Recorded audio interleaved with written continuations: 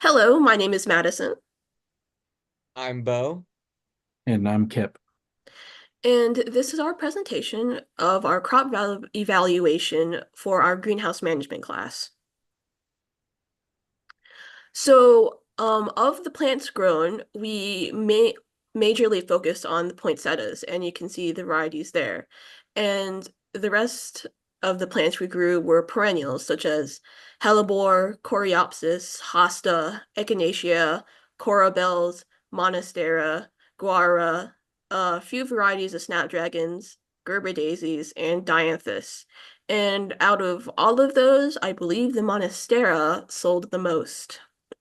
And so here are some pictures of the poinsettias we grew, and they developed color very nicely. All of them were very vibrant and colorful.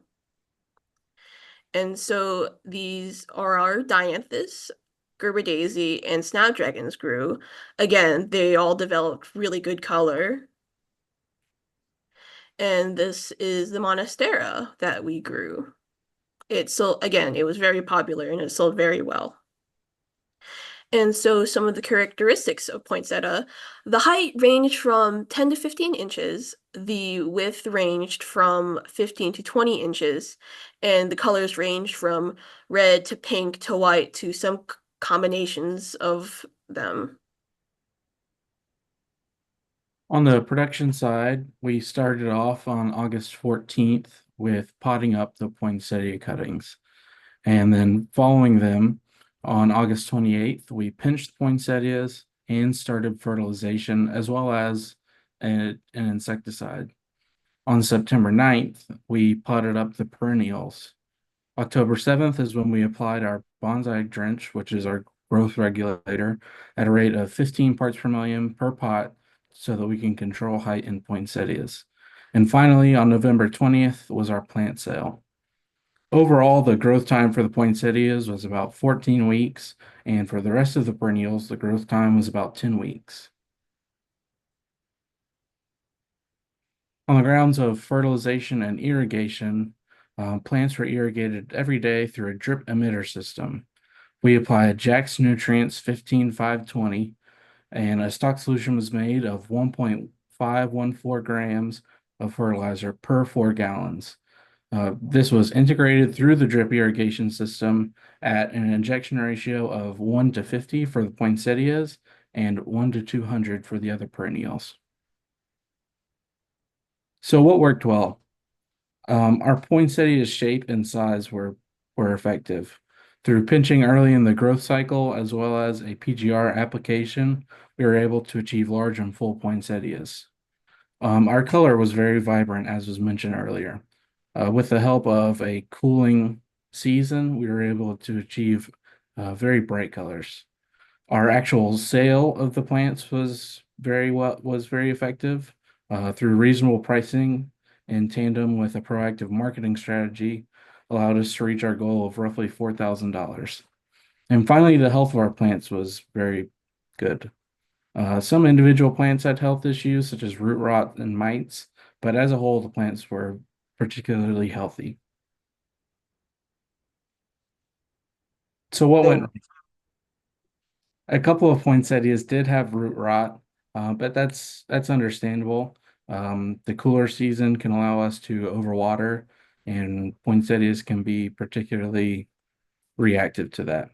There's also a small incidence of mites, which will be covered later on in the presentation. And finally, our EC was measured low in week 8, which was due to watering errors. so, for pests and diseases, as we previously mentioned, we had a couple of pests enter into the greenhouse.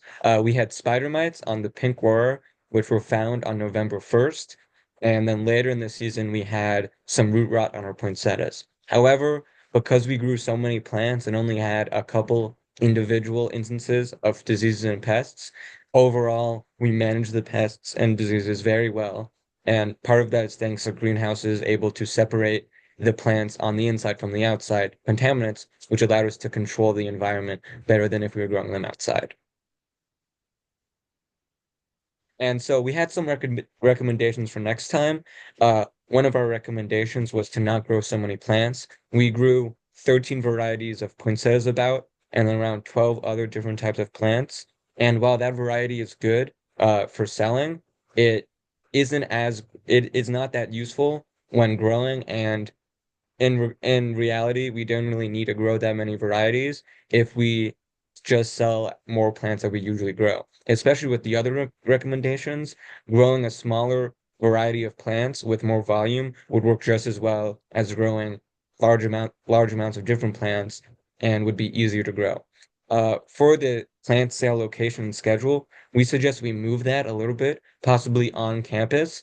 Even though we had a lot of people go and we hit our goal, a lot of those people were adults and not a lot of students showed up, possibly because it was during class time 3 miles away from campus. If we moved all the plants to campus in a central location, due to students just walking around, our sales would probably go up because more people would be aware of it, even with our marketing strategy. And then finally, we could reach out to local organizations to sell plants in bulk, especially hospitality. A lot of poinsettias are great for a holiday season, and a lot of places would possibly want to buy large amounts of them if they were aware, such as sorority houses and Greek life houses, who would want to festivize their house, and we could bring the plants directly to them. And that is our presentation. Thank you for your time.